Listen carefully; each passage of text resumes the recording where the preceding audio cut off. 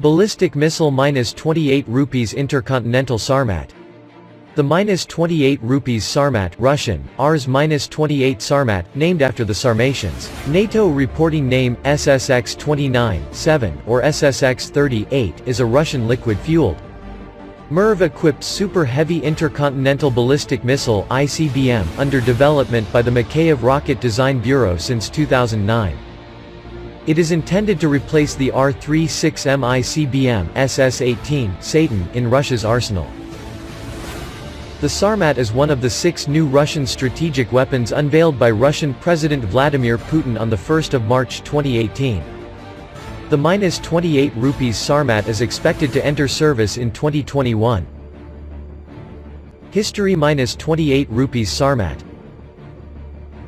In February 2014, a Russian military official announced the Sarmat is expected to be ready for deployment around 2020. In May the same year, another official source suggested that the program was being accelerated and that it would, in his opinion, constitute up to 100% of Russia's fixed land-based nuclear arsenal by 2021. In late June 2015, it was reported that the production schedule for the first prototype of the Sarmat was slipping. The -28 rupees Sarmat was expected to become operational in 2016. On 10 August 2016, Russia successfully tested the RS-28's first-stage engine named PDU-99. The first image of the missile was declassified and unveiled in October 2016. In early 2017, prototype missiles had been reportedly built and delivered to Ballistic Cosmodrome for trials. But the test program was being delayed to recheck key hardware components before initial launch. According to the commander of the Russian Strategic Forces, called General Sergei Karakayev, the -28 rupees Sarmat will be deployed with the 13th Red Banner Rocket Division of the 31st Missile Army at Dombarovsky Air Base, Orenburg Oblast, and with the 62nd Red Banner Rocket Division of the 33rd Guards Rocket Army at Uzhhorod, Krasnoyarsk Krai, replacing the previous R-36M ICBMs currently located there. In late December 2017, the first successful ejection test of the missile was carried out at the Ballistic Cosmodrome. According to the report, the missile flew several dozen kilometers and fell within the test range. On 1 March 2018, Russian President Vladimir Putin, in his annual address to the Federal Assembly, said that the active phase of tests of the missile had begun. Shortly after, an anonymous military source was cited as saying that the information about the Sarmat missile had in 2007 been leaked to the West deliberately.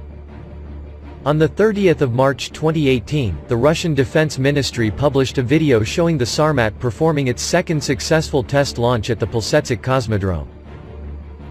On 24 December 2019, during the exhibition of the modern weapon systems at the National Defense Management Center, it was reported that Sarmat is capable of a 35,000 km suborbital flight.